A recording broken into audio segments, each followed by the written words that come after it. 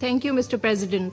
Today, India once again came to this council wearing the mask of a victim, but the world can see the face behind that mask.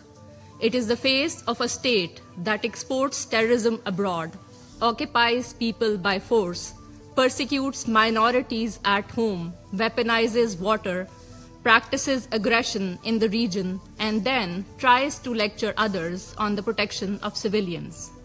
India's state sponsorship of terrorism against Pakistan is not abstract. It has a human cost.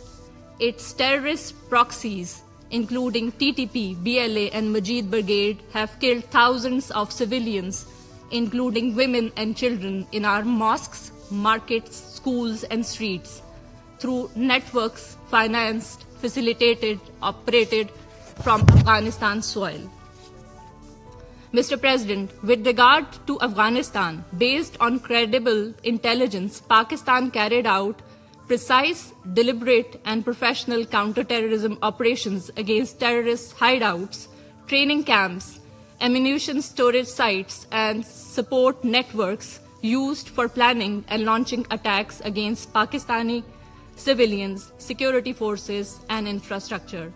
These operations were directed solely against terrorists and their infrastructure, not against the brotherly people of Afghanistan and civilian facilities.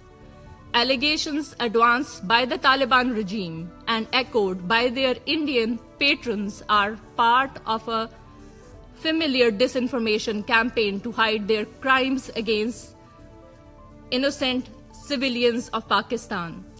We can sense India's disappointment as its investments in the use of Afghan terrorist franchise against Pakistani are going to waste due to our effective counterterrorism operations. Mr. President, India can neither conceal nor deny its occupation of Jammu and Kashmir, an internationally recognized disputed territory that remains on the agenda of this council. In the occupied territory, civilians are killed, detained, dispossessed, and silenced. Homes are demolished, freedoms are crushed, and an entire people are denied their right to self-determination, as corroborated by the facts presented by the international community and special procedures and highlighted in our statement today. India's disregard for international law is also evident in its holding in abeyance of the Indus Water Treaty, a state that threatens the water, food security, and livelihood of millions of Pakistanis, can certainly speak about protection of civilians, cannot. India's treatment of its minorities should alarm the conscience of the world and the genocide committed against Muslims.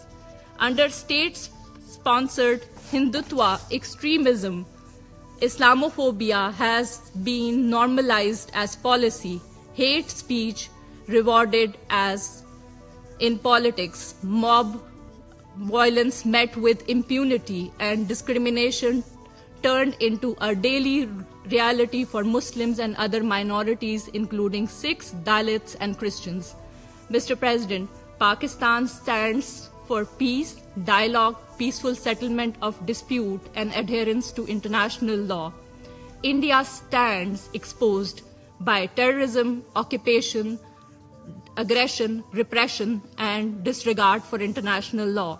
Pakistan remains a peace-loving and international law-abiding nation that seeks harmonious relations with all countries in its neighborhood and beyond, based on mutual respect and sovereign equality, addressing all disputes in a peaceful manner in accordance with the UN Charter and Security Council resolutions. I thank you.